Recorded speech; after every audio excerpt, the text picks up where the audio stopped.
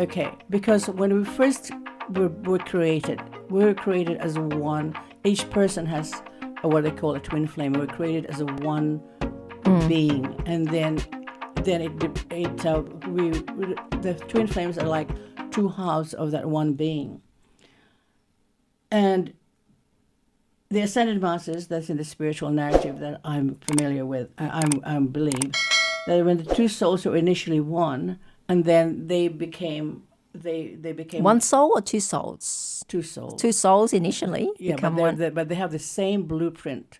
Yeah. They have the same blueprint. It's almost like you're looking at a mirror and you're the other one, or looking at a positive picture, and then the negative is that picture, but only reflected or manifested as the positive or the negative, right? So male, female. Yeah, kind of like the Taoist yin and yang. Yeah, So it's exactly. like it. Yeah, it's interrelated, not exactly opposites, complementary, and each has a germ of the other. For a lot of people, if they can remember, you have the white side and the Yes. black side, but Yeah. the white side has a black dot, and the black side has a white dot. So each has a germ of the other. And so what I find it easiest to explain to people is just think of male and female, where women do have some testosterone and men do have some estrogen. Yeah, that's undeniable. It's backed up by science. So you have a bit of the other. Yeah, but the soulmate is not just any other soul. The soul. Oh, sorry. It's a twin flame. Yeah. The twin flames. The twin flames are really the one, and then they become they when they separated, not because they separated necessarily, they came into embodiment, the two of them together. But then when one has a karma against the other, like whatever. One owes the other person. One owes the other. Is that what you mean by a karma? Karma, like when one does harm to the other person In a previous life? in that particular, first, like at the very beginning. Oh, yeah. The very beginning, and that's when they start to split. And when they re-embody, they can either re-embody within the same environment, the same lifetime, depending on what the karma is. It could be that the karma will separate them, so they will have to find in another lifetime. It might not be the next lifetime, because there's, as I mentioned earlier, like the laws of karma, and there's called the law of cycles. We don't know what the cycles are. We don't know what composes the cycles. That when the person might not embody in the same lifetime as the other person. So you're already disjointed. And so, but they're always tied together. They're linked together, and sometimes the magnetic pull between the two can be so intense, right? That when they come together, they're still going to be not healed, and so they can still harm each other or hurt each other. Are they always male and female? One male and one female? That's the other thing too. Yeah. So sometimes you cannot have a relationship when the person could be both male or both female, depends upon your beliefs, right? Or one could be a mother and the other one could be a child. Okay, so it doesn't have to be a love relationship, no. A romantic love relationship. No, so to so speak. the twin flames and any other person that you have made karma with, whether that's a soulmate or any other soul that's got nothing to do with you in terms of your karma or your identity, you could you might still have to come together in order to pay off that debt. So do twin flames, they always one owes the other? Is that the dynamics of how it works? Because just for the benefit of our audience, because a lot of people or majority would never have heard of the term twin flame. Yes. So it needs some clarification. And the difference between twin flame and a soulmate. Yes. Most people are aware of that term, Yeah. soulmate, Yes. but never heard of twin flame. So if you can just you just explain the difference. The twin flames is a unique relationship. You only have one twin flame In your whole in lifetime. your whole life, because that's the one that you were created as, together. And if you're... And that relationship between that person Yeah. is so unique and so intense that you will always be looking for it in your lifetime. It could be like you might not meet that person in this lifetime. That person could be in another country, depending on what else is done. Because when you're So separated, would you ever meet? Are you supposed to ever meet your twin flame in your lifetime? you could. You could, or it doesn't necessarily mean you Doesn't will. necessarily will. Well, this is where the spiritual Because aspect comes in. yeah, because if you don't meet your twin flame, then you can't pay back your debt or whatever to them. But you can. In a spiritual sense, you can. And this is where the violet flame, which is a spiritual prayer that you can unite. You can even now without necessarily having to meet your twin flame, unite with your twin flame. If you just close your eyes and then you enter yourself and you really you know yourself and you connect with the deepest part of yourself, you are connecting with your twin flame. Have you ever felt that? I say no, no. Yeah, I if say. when you come to this moment, if you might think that you're relating with God, yeah, but God is in you, and God has created that really deepest aspect of yourself. So when you're uniting with God, with your I am presence, you're actually uniting also with your twin flame, wherever the twin flame is in cosmos. Your twin flame could actually be an ascended master, could actually be a very, very high soul, and in another level. So how would you identify who your twin flame is then? Well, if it is your good fortune, if like your good karma, that you are meant to meet your twin flame in this lifetime, Yeah. right? Okay, you will recognize it. It's like there's normally there will be a time when you can't, depending upon what karma you've had with the other, because it could be like you're so blinded you can't even really see. That you may be sitting next to your twin flame and you don't realize that. Yeah, so how could you recognize then? Well, when you transmute your karma, you transmute your own self, you will just necessarily have the intuition, because the attraction is very strong, the recognition is very strong, apparently, and you'll just feel like there is that you've known that person for a long time. Okay. Yeah, and a lot of the soulmates also have the same thing, but there is this pull. Let me just give you an example.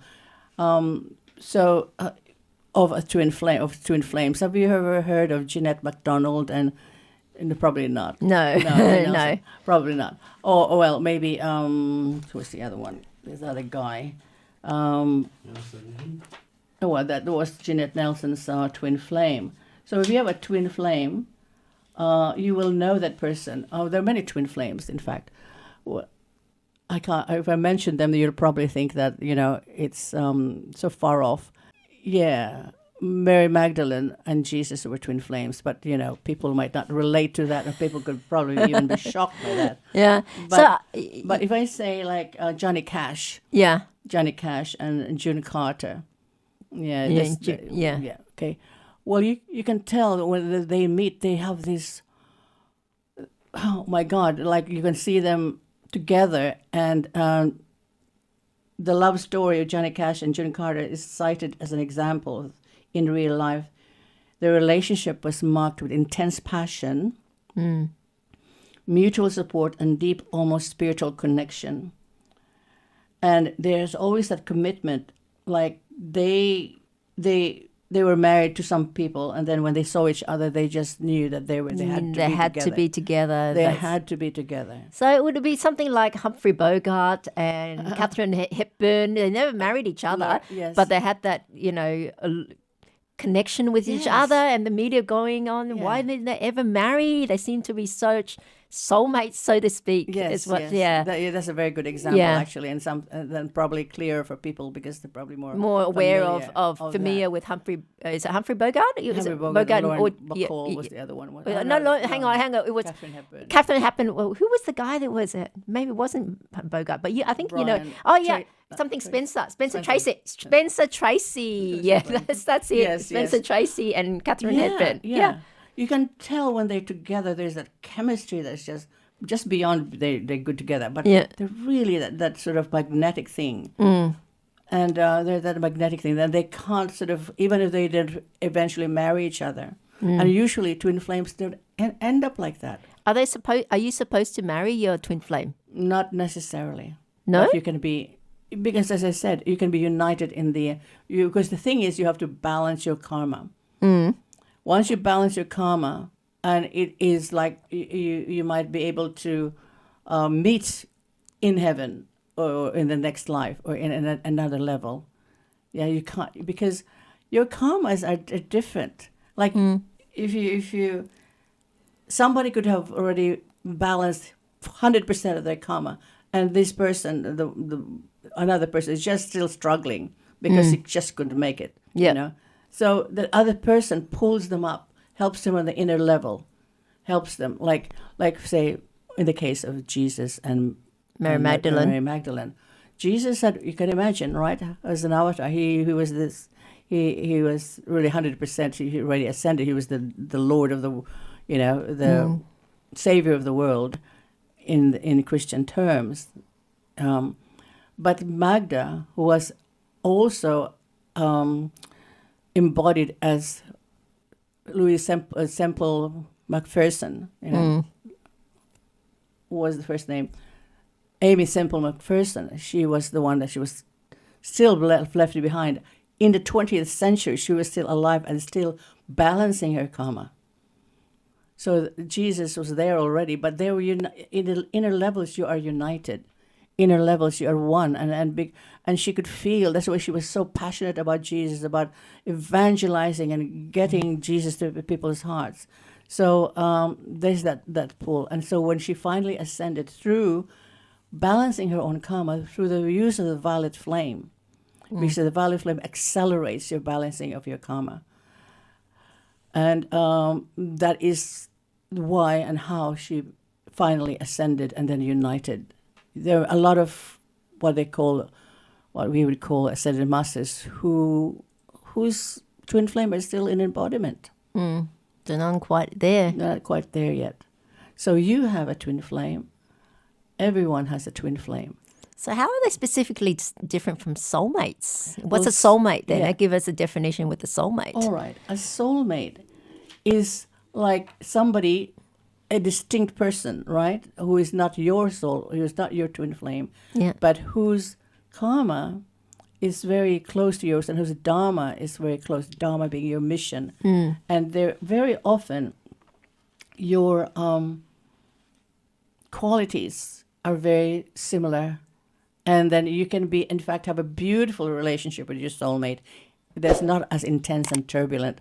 Because usually the karma, the relationship of twin flames can be very turbulent, very intense, just like those people that I was telling you about.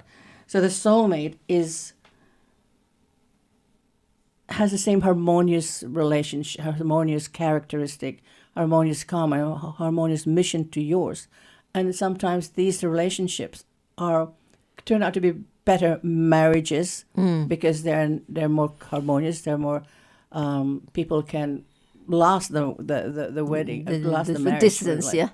Yeah, even if you're together, we are more likely to marry our own soulmates. Yeah, because people are more likely because there'll be lots of soulmates, only one twin flame. But between the two, which one should you be marrying, soulmate or twin flame? Depends on your If calling in life. if it's a but twin, if you have to choose, if you have to they're choose, standing there in front of you, and they're available in the sense that it's if you're in one of the lucky few that has that choice. I would say if it doesn't hurt too many people, because it could be a twin flame could be like married with 7 children or something like that or whatever. Yeah, but if it was free choice, which one? Of course. Which one? You would marry your twin flame. It's a twin flame. Yeah. Okay. Because, yeah. All right.